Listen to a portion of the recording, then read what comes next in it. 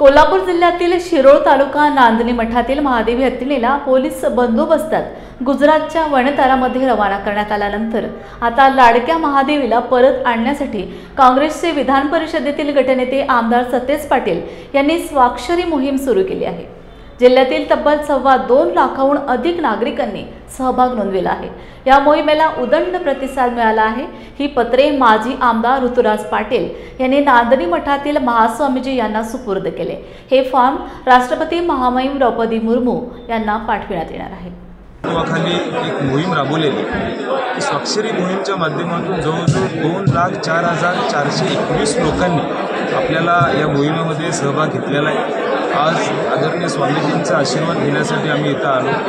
ही सगळी स्वाक्षरी जवळजवळ 43 बॉक्समध्ये गोळा करून आम्ही आदरणीय महाराजांना भेटायला आलेलो आहे। आज हे सगळे बॉक्स आम्ही राष्ट्रपतींना स्पीड पोस्टच्या माध्यमातून आज पाठवणार आहे। आमच्या सगळ्यांचं म्हणणं एवढंच आहे की आज महादेवी आपल्या नांदणी मठातून नेल्यामुळे आपल्या घरातलं एखादा सदस्य नेलाय का अशी भावना आज नांदणी गावामध्ये आणि या राज्यभरात देशभरात दिसते। जैन धर्माच्या माध्यमातून नेहमीच प्रत्येक प्राण्याची काळजी घेतली जाते।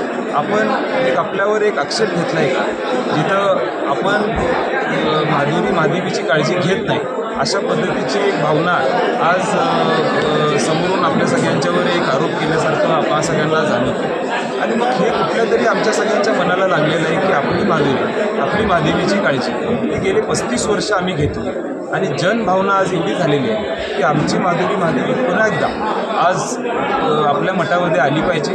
यासाठी मोठ्या प्रमाणात आपल्या गावामध्ये आज तीव्र भावना या ठिकाणी झालेली आहे। सर्व धर्म आज या माध्यमातून ह्यामध्ये सहभाग घेत आलेला आहे आणि आम्हाला विश्वास आहे की आदरणीय स्वामीजींच्या आशीर्वादामुळं सगळ्या लोकांच्या प्रयत्नामुळं निश्चितपणे महादेवी हत्ती ही आपल्या मठामध्ये लवकरात लवकर त्या संदर्भात